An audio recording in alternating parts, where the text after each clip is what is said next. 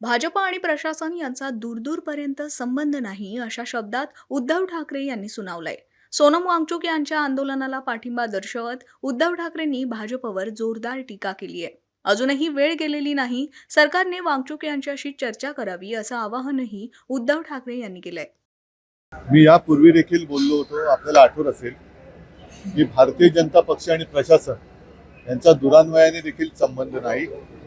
ज्या पद्धतीने निर्दयीपणे आणि क्रूरपणे या युवकांच्या भवितव्याशी खेळलं जातंय हे अत्यंत लज्जास्पद आहे. आणि जर का वांगचुक यांच्या प्रकृतीची एवढीच काळजी सरकारला असेल तर यापूर्वीच त्यांच्याशी नीट बोलण्याची आवश्यकता होती.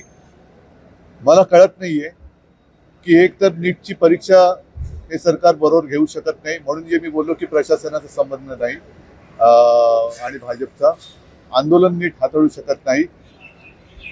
एकूणच धर्मेंद्र प्रधान यांच्यामध्ये असं काय आहे आणि अजून किती बळी घेतल्यानंतर धर्मेंद्र प्रधान यांचा राजीनामा घेतला जाणार आहे हे सरकारने एकदा जाहीर करावं. कारण वांगचुक हे तर स्वतःची प्राणाहुती द्यायला तयार झालेले आहेत. आता मी येताना माझ्या कानावर आलं की मुलं सुद्धा आता उपोषणाला बसलेली आहेत. यापूर्वीच नीटच्या परीक्षेच्या पेपर लीकमुळे अनेक विद्यार्थ्यांनी आत्महत्या केलेली आहेत. मग एवढ्या आत्महत्या होऊन सुद्धा युवा शक्ती अशी वाया जात असताना धर्मेंद्र प्रधान यांना असं काय सोनं लागलंय की ज्यांच्या चुकांवरती सरकार पांघरुण घालते.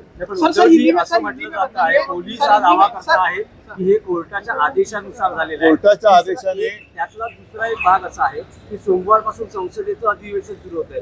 त्याआधी हे आंदोलन, कारण 20 तारखेला मोर्चाची घोषणा करण्यात आली. मला पोलिसांचा हा जो काही दावा असेल तर पोलिसांनी त्यांच्या दाव्यानुसार कोर्टाची ऑर्डर दाखवावी की त्यांना उचलून हॉस्पिटलमध्ये टाका.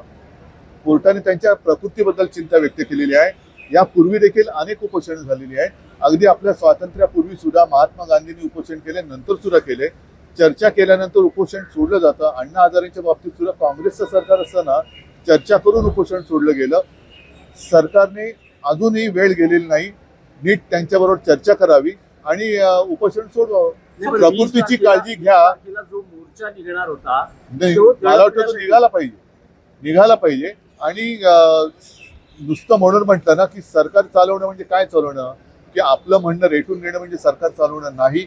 परत एकदा सांगतो की भारतीय जनता पक्ष आणि प्रशासन यांचा दुरान्वयाने देखील संबंध नाही. एक तर जनतेच्या प्राणाची, युवकांच्या प्राणाची यांना किंमत नाहीये. आपलं म्हणणं तेच खरं, याला चुकून सही सर, सोनम वांगचुक को पुलिस ने उतार के लेके क्या कहेंगे, किस तरह से? बहुत ही निंदनीय ऐसी कृति सरकार ने की है. और जैसे मैंने अभी अभी कहा कि भारतीय जनता पार्टी और प्रशासन का संबंध रहा नहीं है. ना ही इन लोगों को जनता का ख्याल है और ना ही इन लोगों को प्रशासन करना आता है. जो भी युवा वहाँ बैठे हैं, क्यों बैठे हैं? वांगचुक जी वहाँ जो बैठे थे अनशन के लिए, क्यों बैठे थे? इसलिए बैठे थे कि नीट का पेपर, नीट की जो एग्जाम थी वो ठीक तरीके से ये लोग ले नहीं सके. और ऐसे धर्मेंद्र प्रधान में क्या ऐसी कौन सी खास बात है? इतने सारे युवाओं ने अपनी मतलब खुदकुशी की है. सोनम वांगचुक अपने खुद के प्राण देने के लिए तैयार हो गए, लेकिन सरकार है जो हिल नहीं रही. और कोर्ट के आदेश के अनुसार अगर ये कार्रवाई की है तो मुझे नहीं लगता कि कोर्ट का आदेश ऐसा था कि उनको उठा के लेके जाए. आज भी, इसके पहले भी अनशन, बहुत सारे अनशन हुए हैं.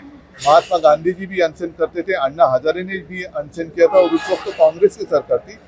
अभी भी समय नहीं गया है. चर्चा करे और अनशन अगर वो छोड़ सके तो अच्छी.